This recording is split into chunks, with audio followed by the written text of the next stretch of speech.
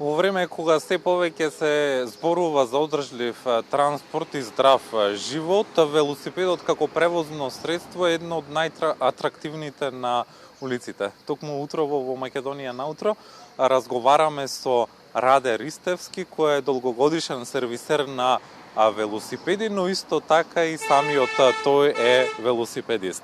Раде, добро утро и добре ни дојдовте во Македонија наутро. Колку долго се занимавате со сервисирање на велосипеди? Како изгледа еден ваш работен ден и зашто најчесто доаѓаат велосипедистите кога имаат дефекти? Добро утро. Еден работен ден.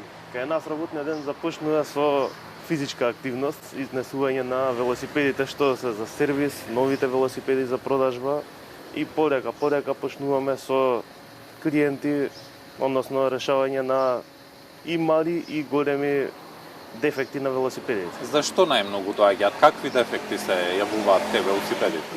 Најчести дефекти се дефектите со рашталувани брзини, кочници кои што не кочат, нешто ми тропка на велосипедот, нешто чука, најчести проблеми се тие. Овој период од годината е еден од најдобрите за возење на велосипеди. Потребно ли е да се направи сервис на велосипедот пред да се започне летната сезона на користење велосипеди?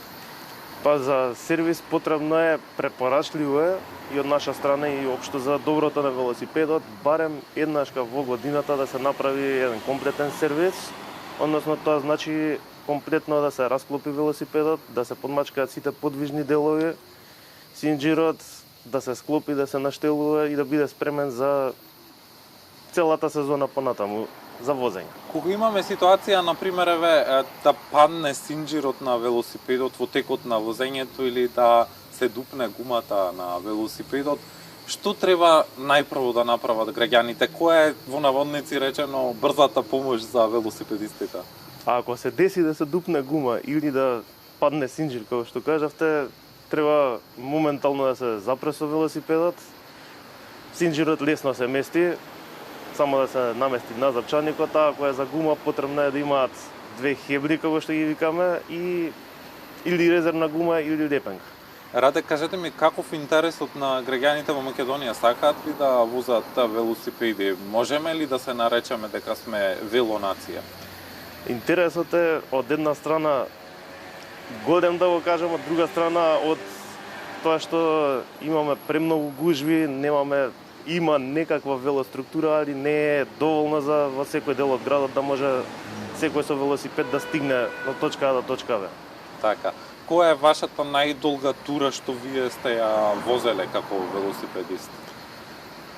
Мислам дека турата Скопје-Охрид. Околу во 2 или во 3 дена се возеше околу 400 километри.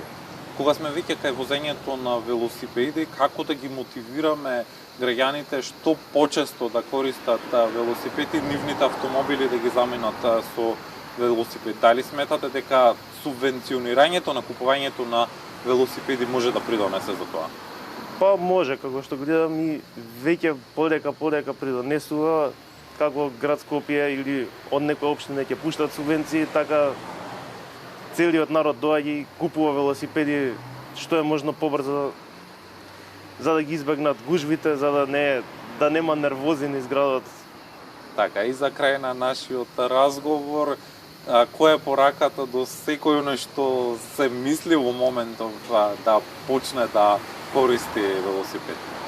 Нека почне одма ако може, затоа што одстанување на СВЛ пред работа или после работа ќе биде физички активен и нема да ги има нервозите со нашиот убав град со многу гужваште. Токму така, Раде, ви благодарам за одвоеното време и за гостувањето во утро во Македонија наутро, на вистина корисни совети. Раде кажа дека еднаш годишно е потребно да се направи сервис на велосипедот и секогаш кога ќе има некаков проблем е најдобро да се посети вистински професионален сервисер за велосипеди. Кристина?